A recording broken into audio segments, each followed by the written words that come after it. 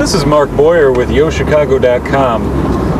Right now we're driving south on Lakeshore Drive, just entering Hyde Park. As you can probably see on the sign up ahead, we're just passing Hyde Park Boulevard, which is 5100 south.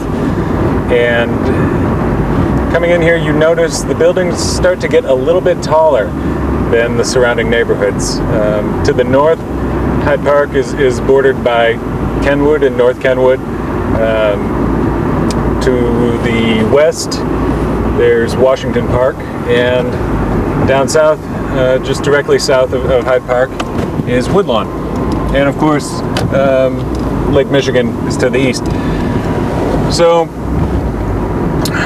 right now we're getting in towards central Hyde Park, basically. I think we're going to stay on Lakeshore Drive until 57th Street and get off near the museum campus and have a look around. I'm pretty familiar with this neighborhood because I actually went to college down here. I went to the University of Chicago, and as anybody who has ever visited Hyde Park will tell you, the neighborhood and the university are pretty inseparably linked. I think it's pretty well known that the university has quite a bit of influence over what goes on in the neighborhood, both in terms of real estate deals, security. I know the university police department has jurisdiction over most of, if not all, of Hyde Park. Most famously, now we're coming up on the Museum of Science and Industry, which is, of course, a popular tourist attraction around here. It's about 4:30 on a Tuesday afternoon, so we're coming into quite a bit of traffic here. Hyde Park is one of the denser neighborhoods on the south side once you get out of the South Loop. Sorry about that bright sunlight. All right, now we're coming on to 57th Street here. 57th turns into, I believe it's Cornell Drive up ahead, and at this point it's basically like a parkway. It's a pretty nice green area here. I'm going to hang a right here just because one of the developments that we've talked about quite a bit on YoChicago.com, we're turning on to Hyde Park Boulevard now. One of those developments is Solstice on the Park. That's probably the Hyde Park development that's gotten the most attention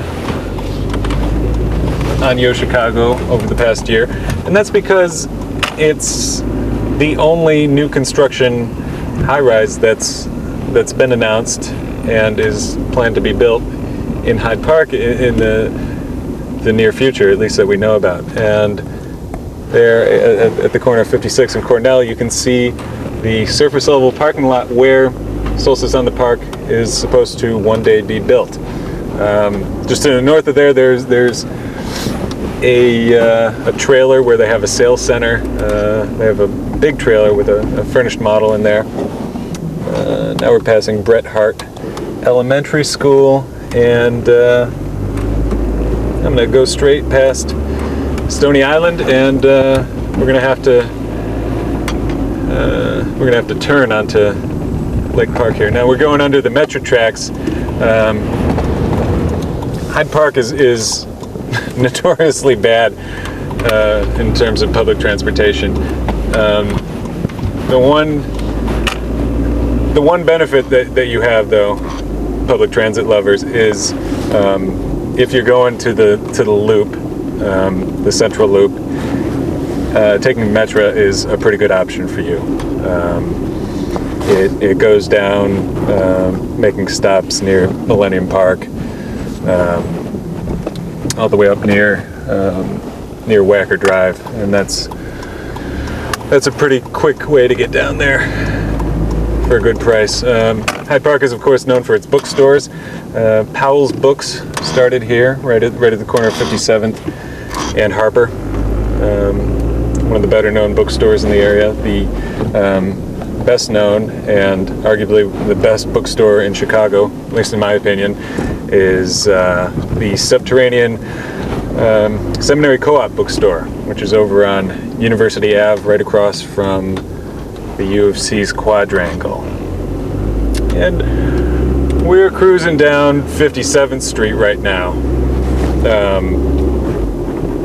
57th is one of the more active commercial streets here. Most Chicago neighborhoods have, I think, every 4th street are the major commercial thoroughfares. Hyde Park's a little different, and I think that does have everything to do with the university's influence over neighborhood planning and development. Here you see some more evidence. Some commercial development. You have Medici Bakery and the cafe, University Market, Eduardo's Pizza. Yeah, some pretty good options for you. And while we're up here, I might as well just go and cruise by the university, because it's, as I said, pretty hard to avoid if you're down here. Although we'll take a quick left, because on Woodlawn Avenue here, just to take a quick pass by the Robie House,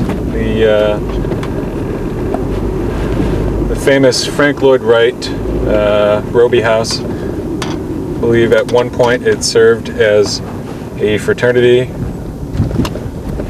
or dorm complex, but has been restored, and it's